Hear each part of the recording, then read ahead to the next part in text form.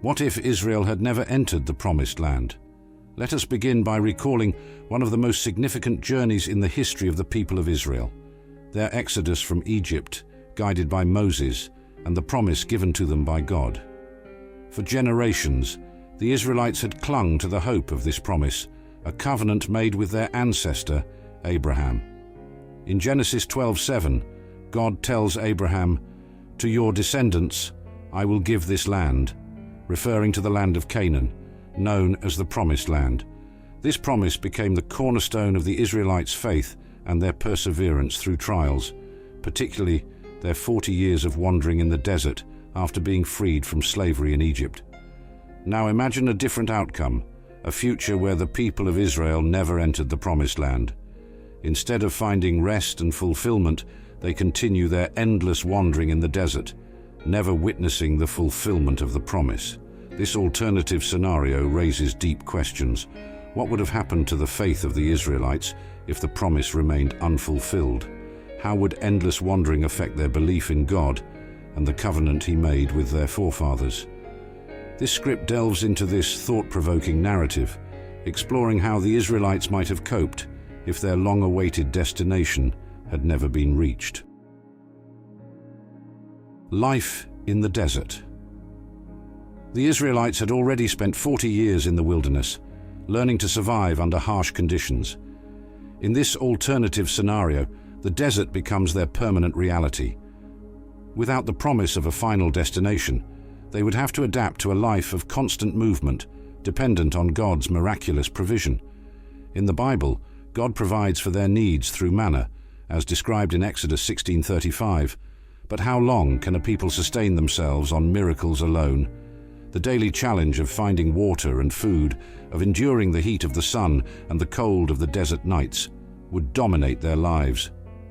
Over time, the desert would not just be a place of testing, but a prison without walls, a constant reminder of an unfulfilled destiny.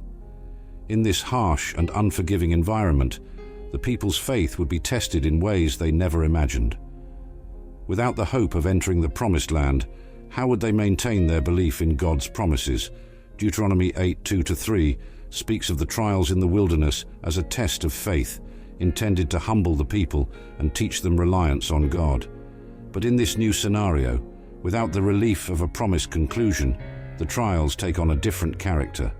The faith of the Israelites, once anchored in the hope of reaching Canaan, now faces the risk of slowly eroding. Generations would be born, live and die in the desert, never seeing the land promised to their ancestors. How long before doubt seeps into the collective consciousness, causing faith to fade? As the years turn into decades and even centuries, the struggle to maintain hope becomes palpable.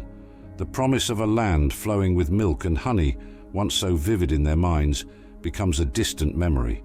The desert shapes their identity, not as a people journeying toward a destination, but as a people trapped in a never-ending cycle of survival.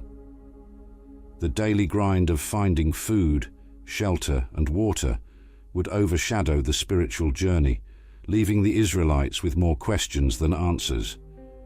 Would God still be with them in the desert, guiding them, or would they feel abandoned by the very God who once promised them so much? For some, the desert would become a place of spiritual refinement, where their reliance on God grows stronger. For others, the desert would symbolize abandonment and the failure of a divine promise. Without the fulfillment of the covenant, the people would begin to fracture internally.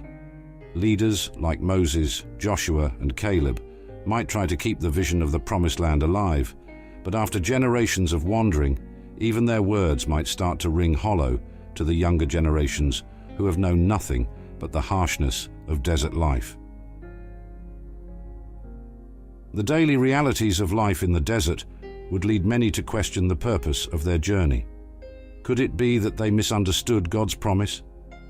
Perhaps the Promised Land was never meant to be a physical destination, but something more spiritual. Such ideas would begin to circulate among the people, especially as the promise seemed further from their grasp with each passing year. The idea that their suffering had a higher purpose might offer some comfort, but for many, the weight of unfulfilled hope would be too much to bear. God's promise and growing uncertainty. As the Israelites wander aimlessly for generations, the certainty of God's promise begins to fade. Initially, leaders like Joshua and Caleb would continue to remind the people of God's covenant with Abraham, urging them to remain faithful. But without any tangible signs of progress, doubt would slowly begin to infect the hearts of the people. Where once there was hope, now there is only frustration. With no promised land in sight, the Israelites might begin to wonder if they had misinterpreted God's promise entirely. Perhaps God had abandoned them, or worse, perhaps they were never meant to enter the land at all. This doubt would spread like a wildfire, causing deep divisions among the people. Some would argue that God was still testing them, just as he did with the previous generation, citing Numbers 14:33-34, where God decreed that those who doubted him would not enter the promised land. Others, however, would begin to question the very nature of God's promise. How could a loving and faithful God allow his people to suffer for so long without relief? For many, the promise to Abraham becomes less of a hope and more of a curse, a reminder of what they have lost rather than what they stand to gain. The uncertainty surrounding the promise would likely lead to a crisis of leadership as well. Moses had passed on, and though Joshua was a strong leader, even he might struggle to maintain order and hope among a people whose faith was slowly crumbling. The Israelites, once unified by their journey toward the Promised Land, would begin to splinter. Different factions might emerge, each interpreting the situation differently. Some would call for continued faithfulness, while others might suggest returning to Egypt, believing that their former lives of slavery were preferable to endless wandering. In this climate of doubt and despair, even the rituals and traditions that had sustained the Israelites might begin to lose their meaning. The festivals, sacrifices and prayers that once connected them to God and to their hope for the future would feel increasingly empty. The spiritual fervor that had once defined the nation would give way to apathy and cynicism. Why continue to follow the laws given by God if he seemed to have abandoned his side of the covenant? The doubt and frustration would not just be a physical burden but a spiritual one as well. The promise to Abraham, which had once been the cornerstone of the Israelites' faith, now felt like a distant memory. The older generations might still cling to the hope of entering the promised land, but for the younger generations born in the desert, the promise would hold little relevance. The desert was the only reality they knew, and the idea of a land flowing with milk and honey seemed like little more than a fantasy. The Israelites would find themselves in a spiritual limbo, unsure of whether to continue believing in God's promise or to abandon it altogether.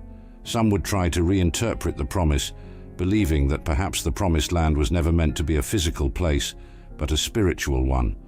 Others, however, would see this reinterpretation as a betrayal of the faith. For them, the promise had always been a literal one, and without its fulfillment, their faith was meaningless. This internal conflict would only deepen as the years stretched on with no end in sight, the wandering people and generational impact. As the Israelites continue their aimless wandering, the emotional and psychological toll on the people would be immense. Without a home, they would be a nation adrift, with no sense of direction or purpose. The desert, once a temporary place of testing, becomes their permanent reality.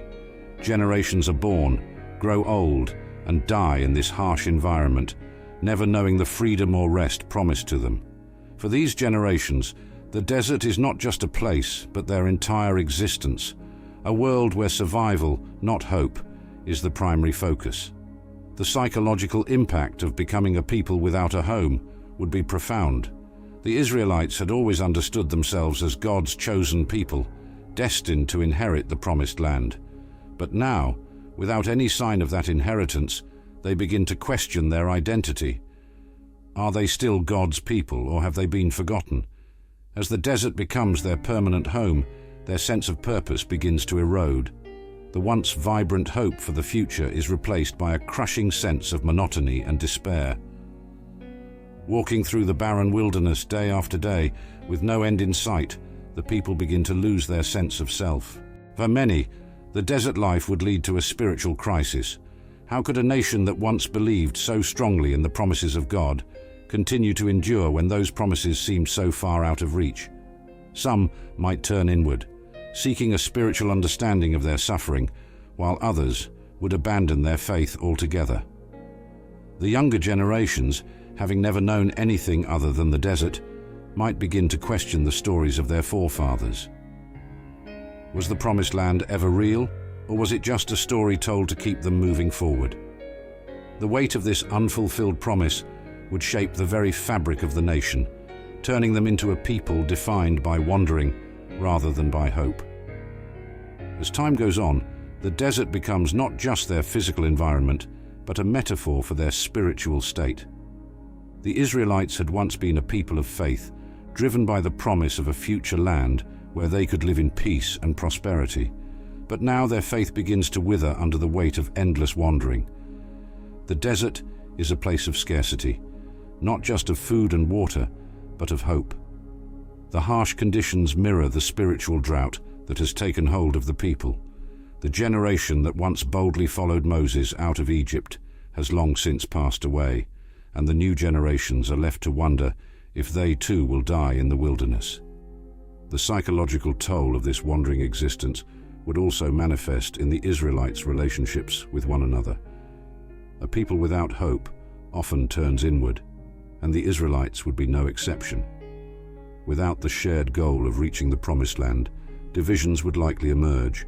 Different groups might form, each with its own interpretation of what had gone wrong and what should be done next. Some might call for a renewed focus on faith and obedience, while others might push for more practical solutions, such as settling in one of the desert regions they had passed through. This fragmentation of the people would further erode the sense of unity that had once defined the nation of Israel. As the years pass and the desert becomes their permanent reality, the Israelites would begin to redefine their understanding of God's promise. For some, the Promised Land might come to represent something spiritual rather than physical, a state of being rather than a geographical location. These individuals would search for meaning in their suffering, believing that the desert itself might hold the key to their spiritual growth. Others, however, would become disillusioned, rejecting the promise entirely and turning away from their faith. The desert, once seen as a place of temporary testing, would now become a place of permanent exile. The final despair and endless search. As the generations pass, the hope of ever entering the Promised Land fades completely. What was once a driving force for the nation becomes nothing more than a distant memory. The desert, which had always been seen as a temporary stage of the journey, now becomes the final destination. For the Israelites, the desert is no longer a place of transition, but a prison from which there is no escape. The hope that once sustained them is gone, replaced by a deep sense of abandonment. The people feel as though they have been forsaken by God, left to wander aimlessly in a land that offers no future. The loss of hope brings with it a profound sense of despair. The people who once looked to the future with anticipation now view it with resignation. The daily grind of life in the desert becomes all-consuming, leaving little room for thoughts of the future. The promise to Abraham, once a beacon of hope, now feels like a cruel joke. Proverbs 13:12 says, "Hope deferred makes the heart sick," and for the Israelites, their hearts are indeed sick. They are a people living in the shadow of a broken promise, their faith eroded by years of wandering with no end in sight. This despair would affect not just the older generations, but the younger ones as well. The children born in the desert know nothing of the hope their parents and grandparents once held. For them, the desert is their only reality, and the stories of a promised land seem more like myth than truth. The idea that they were once destined for a land of plenty feels like a fantasy, and many would likely abandon that hope altogether. The desert is all they know, and the idea of a better future seems impossible. The loss of hope would also lead to a breakdown in the social fabric of the nation. Without a shared goal, the Israelites would become increasingly divided. Different factions might form, each with its own interpretation of their situation. Some might still cling to the hope of the promised land, while others would push for a more pragmatic solution, settling permanently in the desert or even returning to Egypt. The unity that once defined the nation of Israel would crumble, leaving behind a fractured and divided people. As the Israelites continue to wander, the promise to Abraham becomes more distant with each passing year. The words of Genesis 12:7, "To your descendants I will give this land," no longer hold the same weight. The people have waited for generations, but the promise remains unfulfilled. The once vibrant hope of entering the promised land has faded into obscurity, leaving behind only bitterness and resentment. The people feel as though they have been abandoned by God, left to wander in a barren wasteland with no hope of ever reaching their destination. In the end, the Israelites are left to grapple with the meaning of their suffering. Was the promise to Abraham ever real, or was it just a story passed down through the generations? As they continue to wander, the question of God's faithfulness looms large. The desert, which was once seen as a temporary obstacle, has become their permanent reality. The promise of the promised land, which once sustained them, is now nothing more than a distant echo, lost in the endless sands of the wilderness. In this alternate scenario, where Israel never enters the promised land, the people's journey takes on a new and tragic dimension. Instead of reaching their destination, they become a nation defined by wandering, a people without a home. The promise to Abraham, which once gave them hope, becomes a source of confusion and despair. For generations, they cling to the belief that they are God's chosen people, but without the fulfillment of the promise, that belief is tested to its limits. Their faith is reshaped, not by the realization of God's promises, but by their continued struggle to understand their place in the world. This narrative serves as a powerful reflection on the nature of faith and hope. The Israelites, even in their unfulfilled journey, represent the human struggle to believe in something greater than themselves. The lesson here is not just about the importance of faith in God's promises, but about the endurance required to maintain that faith, even when the promises seem distant or out of reach. Faith, in this context, is not about the immediate fulfillment of God's promises, but about the willingness to trust in His plan, even when the outcome is uncertain. For the Israelites, and for all believers, the journey of faith is often filled with moments of doubt and uncertainty. But it is in those moments that true faith is tested. While the scenario of Israel never entering the promised land is a somber one, it reminds us that the ultimate fulfillment of God's promises may not always come in the way we expect or within the timeline we desire. Yet, it is the pursuit of those promises, even in the face of adversity, that defines the strength of our faith.